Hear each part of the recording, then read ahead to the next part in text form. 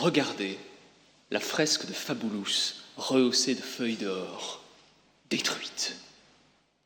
Contemplez la salle du Sphinx, pavée de mosaïques de porphyre, détruite. Imaginez la Senatio Rotunda et son extraordinaire dôme en trompe-l'œil, détruite. Les colonnes tombées, les marbres éventrés, les nymphées asséchées, 200 pièces sur 35 hectares, ensevelies. Il ne reste rien de la Domus Aurea, l'exubérant palais de Néron.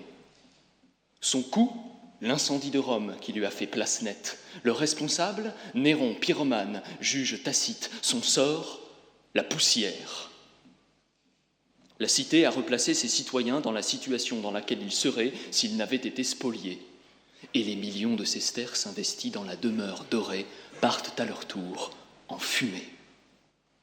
Monsieur le Président, Mesdames, Messieurs les membres du Conseil de l'Ordre, Madame, Messieurs les secrétaires, Mesdames, Messieurs. Ici, la destruction change d'échelle. Il s'agit d'un bien plus petit logis qui prive le voisin d'un rayon de lumière, dont la cour d'appel a ordonné la démolition. Ici, le responsable, bien que responsable, est accablé par l'hubris de sa condamnation pour n'avoir qu'abusé du centimètre. Sa maison, il va falloir la déconstruire, puis la reconstruire, la démesure, pour une fausse mesure. Cela va le ruiner. Le juge du fond, statuant en matière contractuelle, peut-il apprécier la réparation due à la victime au regard du caractère disproportionné de son coût pour le responsable du dommage ? La difficulté n'est pas la même en fonction du résultat recherché. En toute hypothèse, amoindrir l'indemnité de réparation, en particulier passer d'un mode de réparation en nature à un autre, par équivalent. Dans un cas, les intérêts qu'on met en balance se confrontent, dans l'autre, ils se conjuguent. La proportionnalité contre la réparation intégrale, la proportionnalité avec la réparation intégrale. L'exception de disproportion, tantôt frontale, tantôt latérale, une solution droite, une solution courbe, la règle et le compas. La règle. Peut-on tracer dans la réparation intégrale la strie de la proportionnalité ? L'angle mort du principe, d'abord, l'espace de l'exception, ensuite. L'angle mort du principe. Archéologie juridique. Savez-vous où se trouve la première trace de la réparation intégrale ? Avant le Code civil, avant Doma, qui la proportionne à la gravité de la faute, avant le ius commune, la coutume médiévale, le Furgelt salique et le droit romain, dont aucun ne distingue la peine de la réparation, elle est dans l'éthique à Nicomaque. Le droit positif, c'est Aristote qui nous l'expose. Le responsable rompt l'égalité que le juge doit restaurer. La réparation, c'est le seul rapport de proportion et la stricte mesure du dommage, ce qui s'image par une règle géométrique. Citons le stagirite. Il est à cet égard comme d'une ligne divisée en deux segments inégaux. Au segment le plus long, le juge enlève cette partie qui excède la moitié de la ligne entière et l'ajoute au segment le plus court, jusqu'à ce que le total soit de nouveau divisé en deux moitiés égales. Chacun son segment. Celui du responsable est trop long, celui de la victime est trop court. Si le premier n'est pas assez raccourci, l'équilibre n'est pas rétabli. Si la réparation n'est pas intégrale, la solution est injuste. C'est le juste correctif, commutatif. Et vous de juger que le propre de la responsabilité civile est de rétablir aussi exactement que possible l'équilibre détruit par le dommage. La réparation intégrale compense une différence entre deux états. Celui qui est, alors qu'il ne devrait pas être, celui qui n'est pas, alors qu'il devrait être. Une réparation où cette différence n'est pas totalement effacée, c'est celle d'Alfred Dreyfus. 11 ans après avoir été dégradé de son rang de capitaine, il fut réintégré commandant. Il eût dû être lieutenant-colonel. Le coût pour la grande muette, il eût dû être indifférent. Une indemnisation qu'on minore, c'est une inégalité qui perdure. Pourtant, le principe n'est pas absolu. Pour le Conseil constitutionnel, il cède devant l'intérêt général, responsabilité pour insuffisance d'actifs. Pour la Cour européenne, l'intégrité de la créance de responsabilité protégée n'implique pas l'intégralité de sa réparation, satisfaction équitable. Pour vous, en matière de sécurité sociale, pas de réparation intégrale, pas de discrimination. Et l'exéquatur pour les dommages-intérêts punitifs californiens. Voilà la proportionnalité qui vient sourdre sous ces solutions. Voilà que le mur de la réparation intégrale cède sous la sape de la réparation équitable, ce qui laisse à l'équité la place d'un correctif. L'espace de l'exception. D'emblée, il ne s'agit d'admettre qu'à la marge une exception de disproportion manifeste qui n'altère pas le principe, qui le tempère. Et pour la justifier, il suffit d'un excès. En voilà deux. 1. Van Gogh, jardin à Auvers. Acquisition 155 000 francs, revente 55 millions. Le collectionneur a fait une bonne affaire. Et pourtant, il a subi un préjudice. Si l'État n'avait pas classé le tableau, il l'aurait revendu à un acheteur étranger pour 200 millions. Résultat, l'État est condamné par la Cour d'appel de Paris à lui payer la différence de 145 millions, réparation intégrale, évaluation souveraine et rejet du pourvoi. Et qui paye? C'est vous. 145 millions aux frais du contribuable pour quadrupler le profit d'un spéculateur chanceux. Disproportionné? Lorsque le...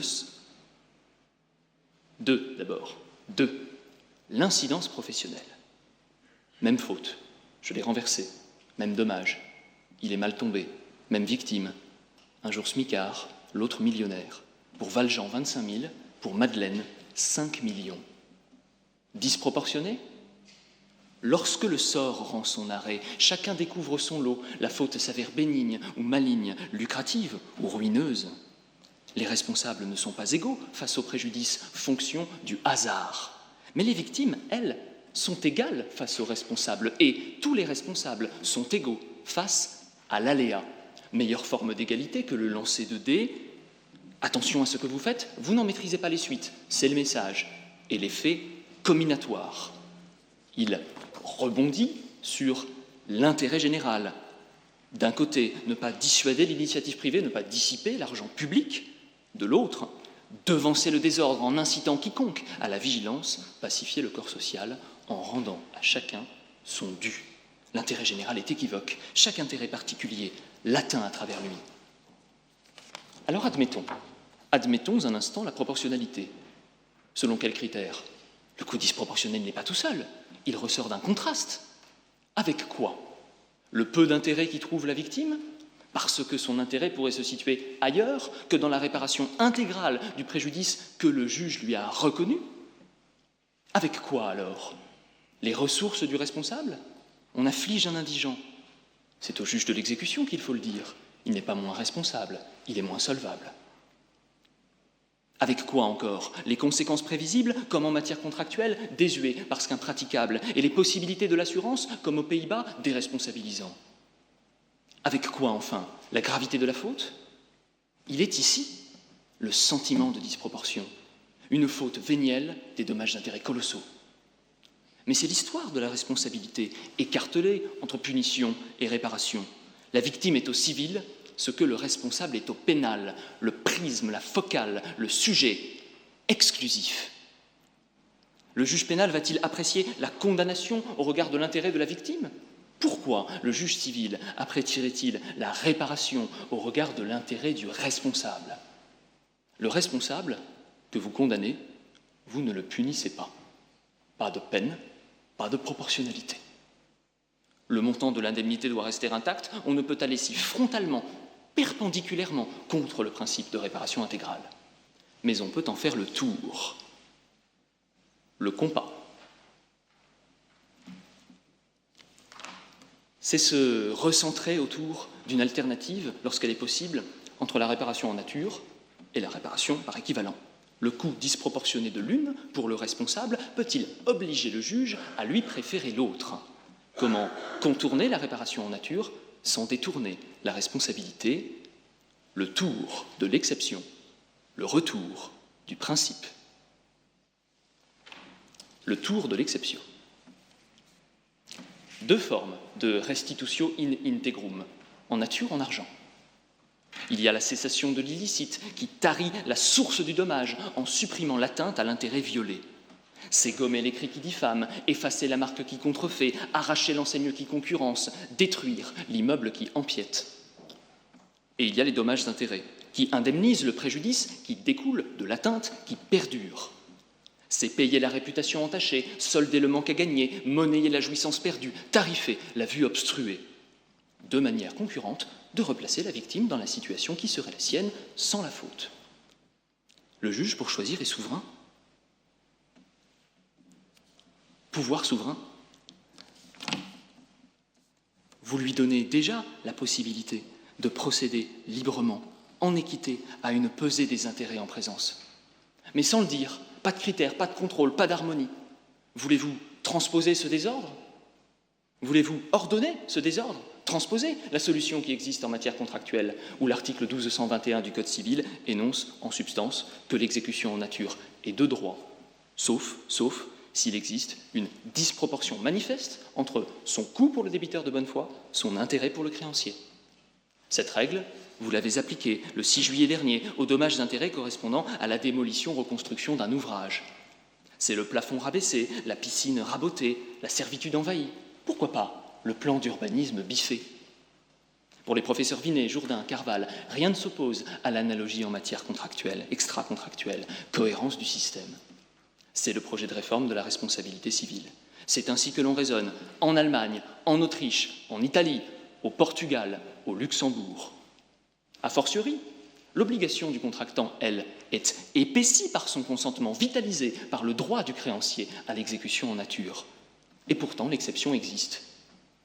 Après tout, la réparation intégrale est hors sujet. Il y a deux solutions alternatives. Alternatives, mais équivalentes? Oui, parce que l'argent est fongible, apte à équivaloir à n'importe quoi, répond le théoricien. Non, parce que le résultat n'est pas le même, répond la victime. Fiction. La question n'est certes pas de savoir si l'on répare plus ou si l'on répare moins, mais si l'on répare mieux.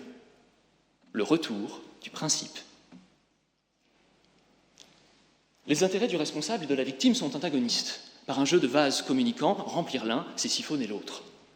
L'intérêt du responsable, vous jugez qu'il ne saurait commander à la victime de mitiger son dommage. Comment pourrait-il, à plus forte raison, niveler la réparation due à une victime irréprochable? Pourquoi ne pas s'inspirer, au contraire, de votre solution rigoureuse, rendue en matière d'empiètement? Détruit le temple de Baal, détruite l'acropole de Byrsa, détruit le Tophée de Salammbô, rasé la cité de Didon, Delenda est Carthago, Carthage ruiné, Rome indemnisée, Scipion a replacé la République dans la situation d'hégémonie qui serait la sienne. L'empiètement punique sur la Mare Nostrum est endigué. Et dans cette situation de démesure évidente, vous rengainez votre pitié parce qu'il est question de propriété. Et alors, le droit à l'intégrité corporelle est-il moins absolu? L'intimité de la vie privée n'est-elle pas autant dérogeable? Le droit à réparation n'est-il pas constitutionnel? Pour les rédacteurs du Code civil, la responsabilité est incompatible avec la mise en balance. Retour à la ratio legis. Bertrand de Greuil, au Tribunat. Il est un grand principe d'ordre public que la loi ne peut balancer entre celui qui se trompe et celui qui souffre. Terrible au corps législatif, si l'on met en balance l'intérêt de l'infortuné qui en souffre et celui de l'homme imprudent qui l'a causé, une voix soudaine de la justice s'élève et répond que ce dommage doit être réparé par son auteur avec pour mesure la valeur du préjudice subi. Ainsi y a-t-il des balances qui penchent toujours d'un côté. Prenez celle de Huygé Allart, le graveur protestant. Ni la tiare, ni les clés de Saint-Pierre, ni la somme de tous les dominicains bien portants qui sautent sur le plateau ne pèseront jamais autant que la Bible. Hiérarchie indépassable, au sommet de laquelle la responsabilité sacralise, sanctuarise la victime. Pourtant, il suffit d'une injustice, d'un cas, d'un seul, pour justifier l'exception de disproportion. Mais existe-t-il ce cas unique et inique? On ne condamne que les responsables. Si l'intérêt de la victime à la réparation en nature est si faible, c'est qu'il n'y a pas de réel préjudice, c'est qu'il n'y a pas de responsabilité. Si l'intérêt du responsable est si fort, ce responsable que l'article 1240 ne voit pas, qui est quiconque, qui est quelconque, c'est qu'il n'y a plus de responsabilité. En faveur de la disproportion, vous dites que la responsabilité est aveugle, qu'aveugle elle est injuste. C'est qu'elle regarde de plus loin. C'est le fait générateur qu'elle voit, que vous ne voyez pas. Comme vous ne voyez pas qu'en ne le voyant plus, vous ajoutez plus d'inéquité que vous n'en corrigez. Monsieur le Président, Mesdames, Messieurs les membres du Conseil de l'Ordre, Madame, Messieurs les secrétaires, Mesdames, Messieurs, du passé, la responsabilité efface chaque stigmate pour rendre à la victime son avenir. Sur les cendres de la Domus Aurea, balafre de l'injustice, on a bâti le Colisée. C'est encore le visage de la ville éternelle. Vous rejetterez.